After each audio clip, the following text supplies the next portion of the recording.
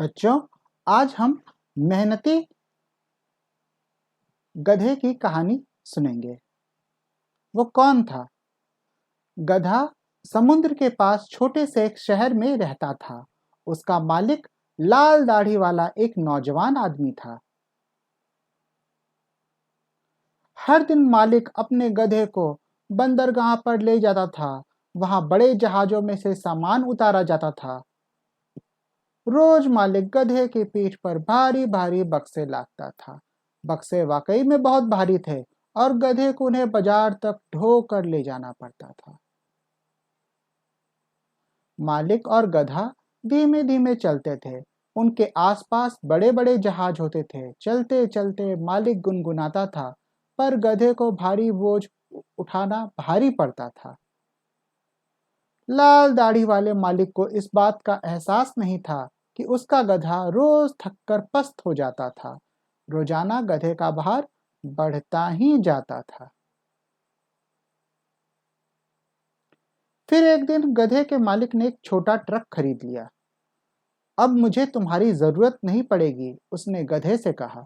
फिर मालिक ट्रक में सवार होकर चला गया। अब देखो, मालिक ने ट्रक खरीद लिया तो अब उसे गधे की जरूरत नहीं है, तो उसने गधे को छोड़ दिया। शुरू में तो गधा खुश हुआ। अब मुझे वो भारी सामान नहीं ढोना पड़ेगा, उसे लगा। पर अब मुझे खिलाएगा कौन? उसने सोचा। अब देखो बच्चों, जब जानवरों से काम नहीं निकलता है तो फिर इंसान उन्हें भूखे छोड़ देते हैं। इंसान कितने क्रूर होते हैं जानवरों के साथ कभी कभी। शायद उससे कोई ऐसा आदमी मिल जाए जिसे गधे की जरूरत हो। पर पोस्टमैन को गधे की जरूरत नहीं थी, उसके पास तो साइकिल थी। पुलिसमैन को भी उसकी जरूरत नहीं थी, उसके पास पुलिस की तेज कार थी। किसी को भी गधे की जरूरत नहीं थी, किसान को भी नहीं, उसके पास ट्रैक्टर था। अब गधा क्या करे? फिर उदास होकर गधा समुद्र के तट पर गया। वहां उसे बहुत से बच्चे खेलते हुए दिखे। उसे बच्चों का एक झुंड भी दिखा। बच्चे घोड़े की सवारी करने का इंतजार कर रहे थे, पर लंबे इंतजार के कारण बच्चों को गुस्सा आ गया था।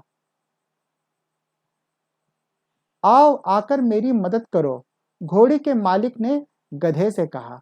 फिर गधा भी उसी काम में लग गया और सभी बच्चों को अच्छी सवारी मिली। बच्चों को इस बात से कोई फर्क नहीं पड़ा कि उन्होंने घोड़े के बजाय गधे की सवारी की। सब बच्चों ने गधे को प्यार से थपथपाया और उसे खाने को मिठाई दी। जब सूरज ढला और रात हुई, तब आदमी ने अपनी घोड़ी से कहा, चलो अब घर चलने का समय हो गया है।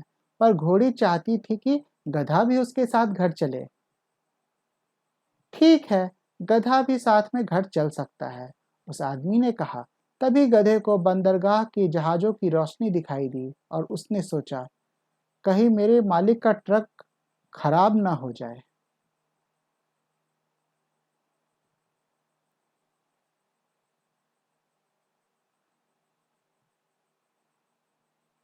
तो इस तरीके से हम लोग देखते हैं कि गधा किस तरीके से अपने मालिक के बारे में अंत तक सोचता है और उसे कोई मिल जाता है जो उसको सहारा देता है, उसको रहने की जगह देता है और उसे खाना देता है। चलो बच्चों, इस तरह से कहानी समाप्त हुई। अगली कहानी के साथ फिर मिलेंगे।